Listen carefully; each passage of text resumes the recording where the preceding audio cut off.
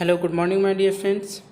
In this video, we are discussing about the Venus and next part of the solar system.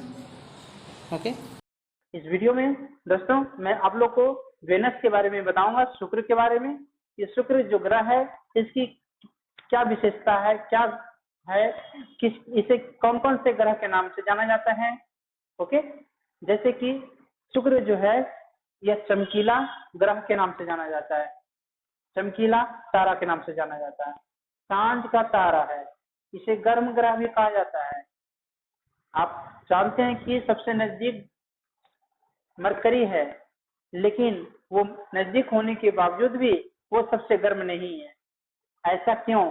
तो इसी प्रकार के question को हम सोल्व करेंगे इसमें। आखिर ऐसा क्यों होता है कि जो वस्तु जो जितना ज्यादा नजदीक होगा वो गर्म होगा कि दूर वाला होगा?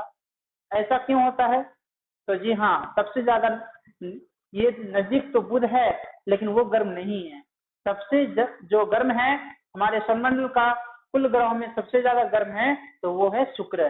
ओके, और ये पृथ्वी के समान कुछ मिलता जुलता है, जैसे घनत्व, व्यास और आकार, ये सभी चीज मिलती है हमारे पृथ्वी से। इसलिए इस ग्रह को, शुक्र ग्रह को, पृथ्वी की भगिनी ग्रह भी कहा जाता है। ओके, पृथ्वी की बहन के नाम से भी जाना जाता है इस ग्रह को। ओके, तो आइए स्टार्ट करते हैं अपने पॉइंट की ओर। कहता है वेनस, आप तो टोटल नंबर ऑफ प्लैनेट्स के बारे में तो सीख लिए, पता हो गया कि कुल प्लैनेट की संख्या 8 है। आप मरकरी का पढ़ लिए पिछले वीडियो में। अब इस वीडियो में हम लोग वेनस की बात कर रहे हैं। ओके, क्या है वेनस? मरकरी हो गया खत्म, ये भी आप पढ़ रहे हैं तो ये इसको कट कर देते हैं। ओके, तो आपका फर्स्ट पॉइंट है क्या, यह पृथ्वी का सबसे निकटतम ग्रह है।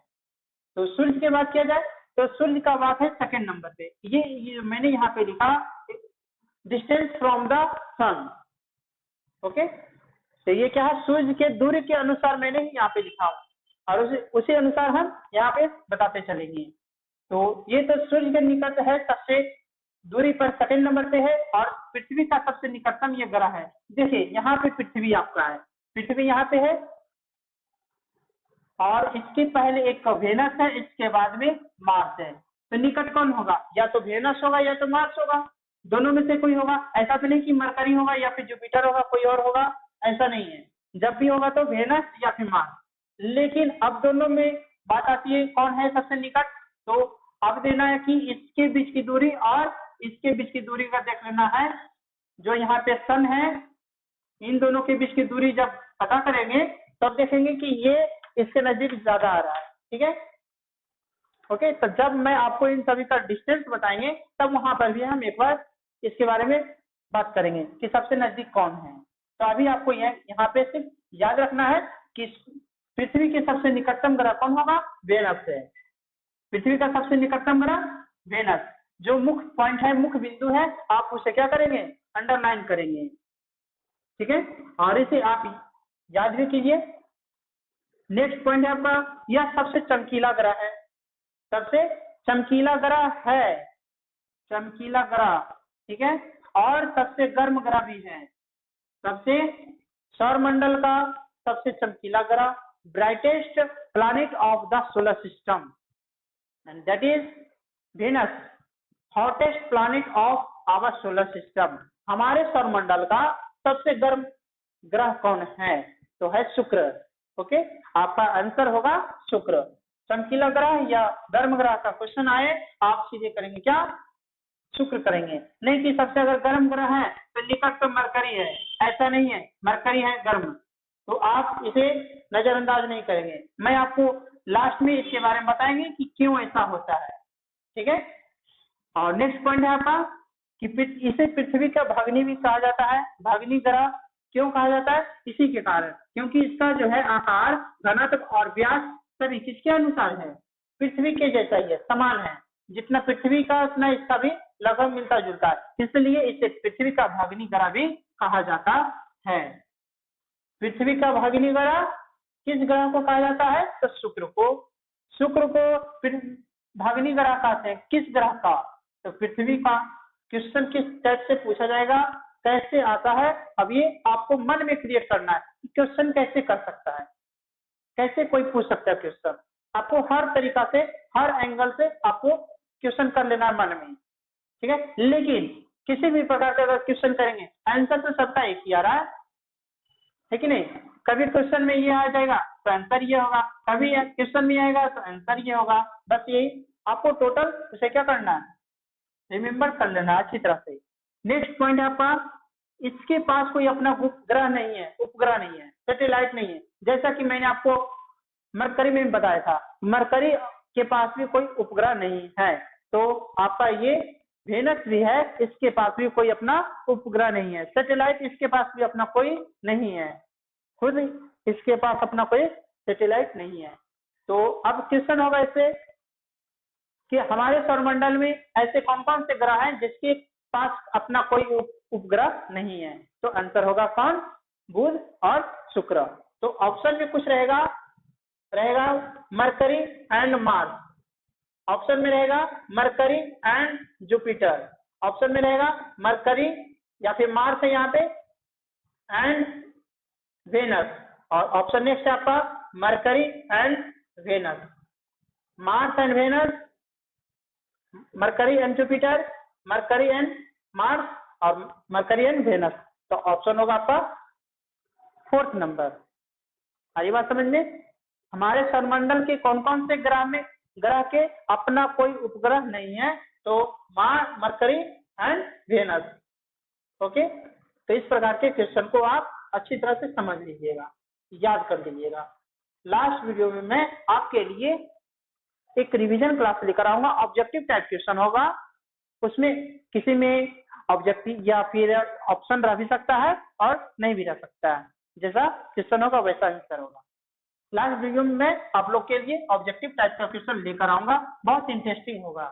ओके, तो आप नेक्स्ट पॉइंट की ओर चलेंगे, बताएंगे क्या नेक्स्ट पॉइंट है। कहता है जो कि ये वेनस है, इसे शाम का तारा और भोर का तारा भी कहा जाता है। शुक्र जो है शाम का तारा और भोर का तारा के नाम से जाना जाता है। जब ये शाम का तारा होगा, जब ये शाम का तारा होगा तब ये जो है वेस्ट में दिखेगा, ठीक है। जब ये शाम का तारा होगा तो आकाश में वेस्ट, पश्चिम में दिखाई देगा, और जब ये सुबह का तारा भोर का तारा के नाम से जाना जाता है, और यह जब होगा सुबह में तो ये कहाँ दिखाई देगा, ईस्ट की ओर, मतलब पूरब में दिखाई देगा। ओके, और ये शाम का तारा सांझ का तारा का है, या सुबह का तारा भोर का तारा, तो भोर का तारा ईस्ट में और शाम का तारा वेस्ट में दिखाई देगा। ओके, नेक्स्ट पॉइंट है आपका, यह अन्य ग्रहों की तुलना में दक्षिणावर्त क्लॉकवाइज मूव करता है, चक्कर काटता है। अब ये क्या है समझिए, जो ये ग्रह है, जितने भी ग्रह आज प्लैनेट वो मूव कर रहा है, तो ये क्लॉकवाइज, और एक सेकंड है एंटी क्लॉकवाइज। फर्स्ट है clockwise, clockwise and anti clockwise,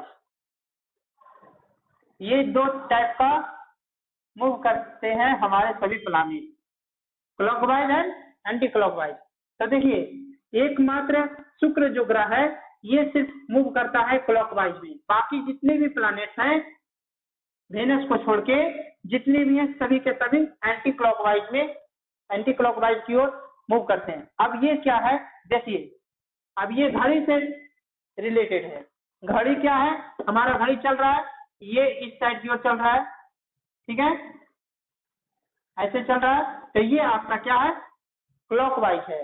जो हमारा घड़ी की दिशा की ओर चल रही है उसे क्लॉकवाइज कहते हैं, और जब ये विपरीत घूमेगा इस तरह से ऐसे, तो ये क्या हो जाएगा आपका एंटी क्लॉकवाइज, उल्टा।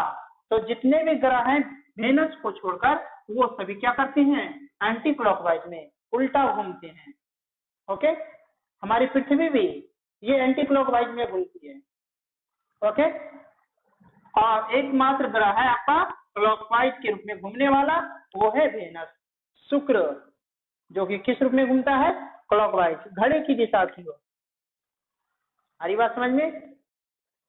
तो अब यहाँ तक क्वेश्चन आपको समझ में आ गया क्लॉकवाइज और एंटी क्लॉकवाइज में क्या होता है।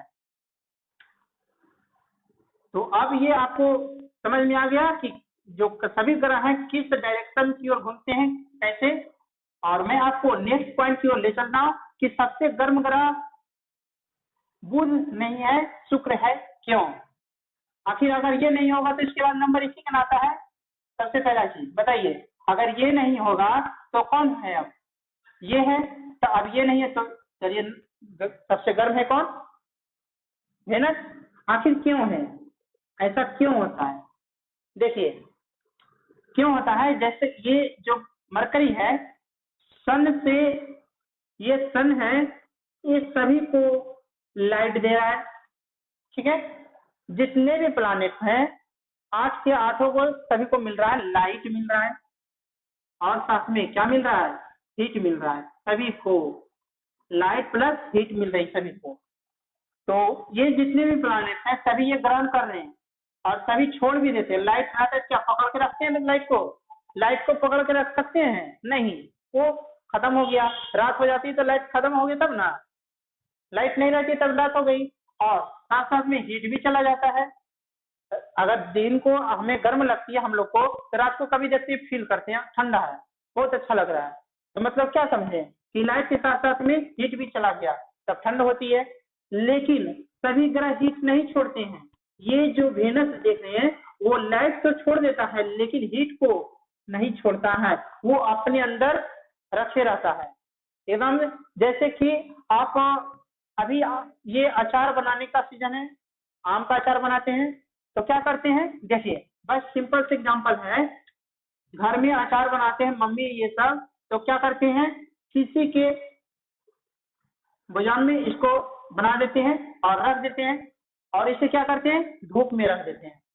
धूप में रखने के बाद क्या होता है कि इसमें दोनों चीज मिल रहा है, लाइट प्लस हीट दोनों मिल रहा है। तो लाइट तो रखेगा नहीं, सिंपल सी बात, इसमें प्रवेश दोनों करेगा, लाइट प्लस हीट। लेकिन जब ये प्रवेश तो कर गया कि आप दोनों प्रवेश के साथ में, लेकिन जब निकलने लगा तो लाइट का काम चले, अब तो निकल नहीं सकता है। ये हीट अब अंदर ही रह गया, अंदर ही रह गया डेली रह गया। तो एक दिन ऐसा आता है ये क्या हो जाता है? सीज जाता है। बहुत अच्छा लगता है खाने में, बिना आग का ये पक जाता है। इसलिए धूप में इसे रखा जाता है कि ये क्या हो, धूप से पकेगा। आगे बात समझ में? इसी प्रकार का एग्जांपल है ये हमारा वेनस। इसमें लाइट और हीट तो जाता है लेकिन लाइट निकल जाता है और हीट उसी में बना रह जाता है। और आज का हीट, कल का हीट और सभी दिन का हीट, जितना जब तक सूर्य है और जब तक था और जब तक रहेगा आगे भी, तब तक ये क्या होगा? अपनी ओर अपने अंदर हीट को बनाए रखेगा, कभी छोड़ेगा नहीं। हरी बात समझ में? इसी कारण से आज का हीट कल का हीट बनाए रखे हुए है। तो क्या होगा? इसके तुलना में किसी के पास उतना हीट होगा? जितना इसके पास हीट हो रहा है, मिला है आज तक, उतना किसी को मिलेगा?